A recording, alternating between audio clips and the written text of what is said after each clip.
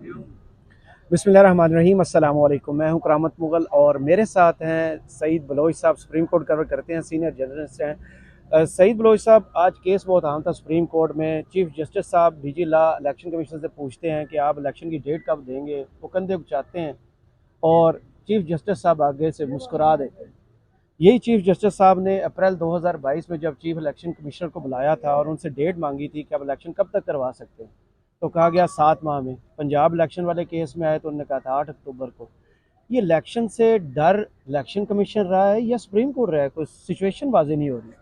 बहुत शुक्रिया करामत मुगल साहब। देखें, रवां साल 14 अप्रैल को पंजाब असम्बली के और 18 अप्रैल को खैबर पख्तूनख्वा असम्बली के आम इंतखाबात होना थे। 14 जनवरी को पंजाब असम्बली और 18 जनवरी को खैबर पख्तूनख्वा असम्बली के जो दोनों वज़राए आला थे, उन्होंने असम्बली तहलील की समरी गवर्नर्स को भिजवाई, जो 48 घंटे के बाद खुद ब खुद उसके ऊपर अमल दरामद हुआ और दोनों असम्बलियाँ तहलील हो गई। अब होना तो ये चाहिए था कि आइन पर अमल दरामद किया जाता, लेकिन मैं समझता हूँ कि तमाम रियासती इदारे बशमूल Supreme Court of Pakistan, Election Commission of Pakistan, parliament और जो दीगर वफाकी और सूबाई रियासती इदारे हैं, इन तमाम इदारों ने मिलकर आइन पाकिस्तान की खिलाफ वर्जी की। ये सभी एक दूसरे के ऊपर बोझ डालते रहे, जिसकी वजह से आइन पाकिस्तान रौंदा गया और दोनों सूबों की, पंजाब और खैबर पख्तूनख्वा की, तकरीबन ये 72 या 74% टोटल हमारी आबादी बनती है। और इन दो सूबों की यानी कि टोटल आबादी का आप देखें कि तकरीबन तिहाई हिस्सा जो है, 3 हिस्से, वो अपने मुंतखब नुमाइंदों से महरूम हो गए। सही। आइन के अंदर एक बाकायदा प्रोसीजर था, उस प्रोसीजर को फॉलो किया गया और ये असम्बलियाँ तहलील की गई।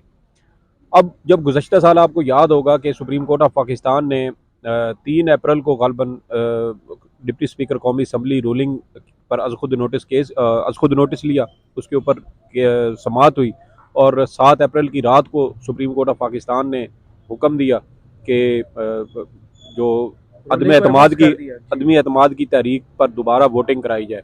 उसी दिन, जिस वक्त सुप्रीम कोर्ट ने यह फैसला महफूज किया था, उसी दिन सुप्रीम कोर्ट में चीफ इलेक्शन कमिश्नर भी बुलाए गए थे। सुप्रीम कोर्ट ने चीफ इलेक्शन कमिश्नर से पूछा था कि क्या इलेक्शन कमीशन इंतखाबात के लिए तैयार है।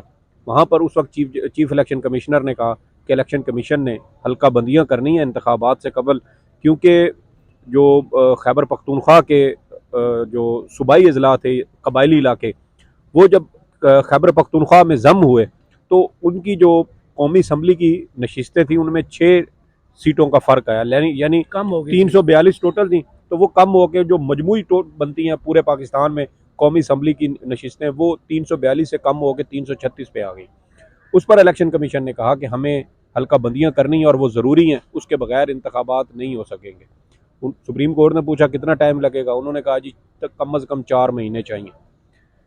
यानी यही इलेक्शन कमीशन था जिसने 2018 से पहले जी मरदमशुमारी कराई जी थी जी और जी जी हुक्म दिया था इलेक्शन से पहले पहले। जी जी इस जी दफा जी फिर ऐसे क्यों हुआ?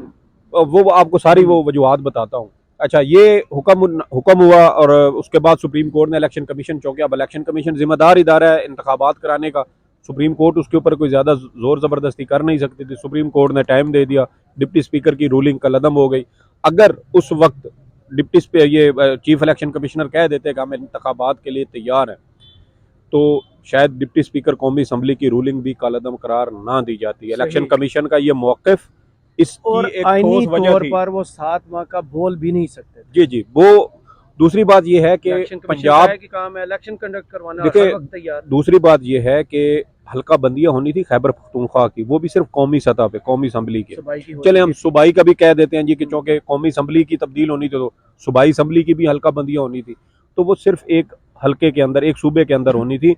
अगर दीगर तीनों सूबों को आप छोड़ भी देते, सिर्फ खैबर पख्तूनख्वा की कर लेते और बाकी वही बरकरार रखते, तो पॉसिबल था। लेकिन इलेक्शन कमीशन ने रोड़े अटकाए, अपनी जो उनकी बुनियादी जिम्मेदारी है उससे उन्होंने राय फरार इख्तियार की और इस तरीके से सुप्रीम कोर्ट ने रूलिंग दी। और उसके बाद पिछले 16 माह में जो कुछ हमारे साथ, इस मुल्क के साथ, मईशत के साथ, अवाम के साथ, महंगाई के नाम पर जो कुछ हुआ है, वो हमारे सामने है। अवाम का जीना दो बार हो चुका है। अब उसके बाद पंजाब इलेक्शन मामला आया, खैबर पख्तूनख्वा और पंजाब असम्बली का मामला था, तो उसमें भी फिर वही ले तो लाल से काम लिया गया। इलेक्शन कमीशन एक बार फिर जो है वो खुद ब खुद ही अपने तौर पे वजूहात तलाश करने लगा।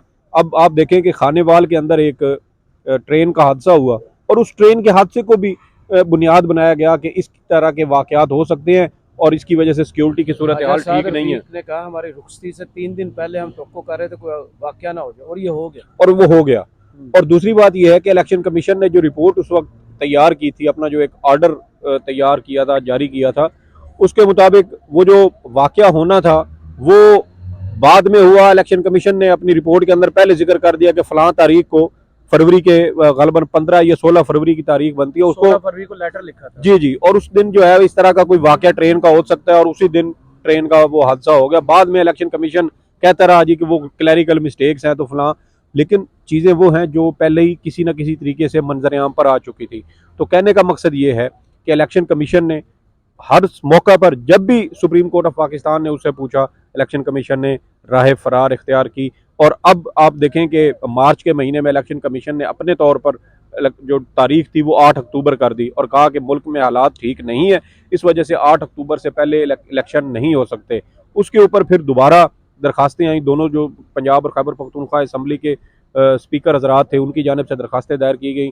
उसमें सुप्रीम कोर्ट बार बार इलेक्शन कमीशन से पूछती रही कि आपने 8 अक्टूबर की तारीख मुकर्रर की है, इसके पीछे क्या मंतक है कि 8 अक्टूबर को मुल्क के सिक्योरिटी हालात बेहतर हो जाएंगे और पूरे मुल्क में आम इंतखाबात हो सकेंगे। इलेक्शन कमीशन सुप्रीम कोर्ट के इस सवाल का कोई जवाब नहीं दे सका कि 8 अक्टूबर की तारीख क्यों मुकर्रर की है। तो उन्होंने आज भी नहीं दिया, वो कहते हैं कि मुझे पता नहीं हुआ, आगे से मुस्कुरा। जी बिल्कुल। और अब आप देखें कि आज एक सिंध में जी सिंध के जिला शिकारपुर में 3 सूबाई असम्बलियों का मामला था और उसमें हल्का बंदियों का तनाज़ा था जो एक दरखास्त गुजार ने इलेक्शन कमीशन के फैसले के खिलाफ सुप्रीम कोर्ट में दायर की थी। अब उसका तहरीरी आर्डर भी आ चुका है। सुप्रीम कोर्ट ने इलेक्शन कमीशन को कहा है कि आपका जो हुक्मनामा था वो गलत था, कानून के मुताबिक नहीं था, इसलिए अब आप दरखास्त गुजार के एतराज़ात सुनकर दोबारा से हल्का बंदियों का फैसला करें। अब इसी केस के दौरान इलेक्शन कमीशन के डीजी लॉ साहब वहाँ मौजूद थे, तो चीफ जस्टिस ने उनसे पूछा कि आम इंतखाबात कब होंगे, तो उन्होंने जो अपने कंधे थे वो यूं उचकाए और कहा जी कि मुझे तो सेकंड में फैसला जी मुझे इसका कोई इल्म नहीं है। तो अब आप देखें कि अब आज 15 अगस्त है, इलेक्शन कमीशन ने 8 अक्टूबर की तारीख खुद सुप्रीम कोर्ट ऑफ पाकिस्तान में दी थी और अब अगर इलेक्शन कमीशन उस तारीख पर भी इलेक्शन नहीं करवाता तो मेरे ख्याल में चीफ इलेक्शन कमिश्नर के खिलाफ आइन की खिलाफ वर्जी पर संगीन तरीन कार्रवाई ज़रूर होनी चाहिए, न सिर्फ चीफ इलेक्शन कमिश्नर के खिलाफ बल्कि पूरे इलेक्शन कमीशन के खिलाफ, जिसमें चारों जो सूबाई मेंबरान हैं वो भी इसमें शामिल हैं, सेक्रेटरी इलेक्शन कमीशन भी इलेक्शन कमीशन का हिस्सा हैं। इन तमाम अफराद के खिलाफ कार्रवाई होनी चाहिए। बार बार आइन की खिलाफ वर्जी की गई, जो तारीख इलेक्शन कमीशन ने खुद मुकर्रर की अब उसके ऊपर भी अमल दरामद होता नज़र नहीं आता, क्योंकि अगर अमल दरामद होता नज़र नहीं आ रहा। आपने कहा आज ही निगरान वज़ीर-ए-आज़म पहली मीटिंग चेयर करते हैं। निगरान हुकूमत का काम सिर्फ एक है कि वो आए, इलेक्शन कंडक्ट कराए और चली जाए। पहला इजलास बुलाया गया और वो भी मईशत पर बजाय इलेक्शंस के। इस गलती को कैसे देखते हैं? देखें, ये गलती नहीं है, ये तरजीहात है कि आइन के ऊपर अमल दरामद हमारी इस वक्त तरजीह में शामिल ही नहीं है। तमाम रियासती इदारे, जैसे मैंने कहा कि सुप्रीम कोर्ट भी इस आइन की खिलाफ वर्जी में पूरी हिस्सेदार है। सुप्रीम कोर्ट चाहती तो इलेक्शन कमीशन को के खिलाफ कुछ सख्त आर्डर पास कर सकती थी। अगरचा सुप्रीम कोर्ट ने 4 अप्रैल का जो फैसला सुनाया था कि पंजाब में 14 मई को इंतखाबात करवाए जाएँ, उसका जो अब तफसीली आर्डर या तफसीली फैसला आया है उसमें सुप्रीम कोर्ट ने इलेक्शन कमीशन को बहुत ज़बरदस्त तरीके से रगड़ा लगाया, बहुत ज़बरदस्त तरीके से इलेक्शन कमीशन की जो नालायकी, नाअहली और उनकी जो उनकी जिम्मेदारी पूरी करने में वो नाकामी है उसका भरपूर तरीके से इजहार इलेक्शन कमीशन को किया है कि ये आपकी जिम्मेदारी थी, आप इसमें नाकाम हुए हैं। लेकिन अब सवाल ये पैदा होता है कि क्या सुप्रीम कोर्ट का आर्डर यहीं तक महदूद रहेगा या आइन की मुहाफिज कहलाई जाने वाली सुप्रीम कोर्ट और पाकिस्तान की अदलिया इससे आगे बढ़कर किसी किस्म की कोई कार्रवाई करेगी?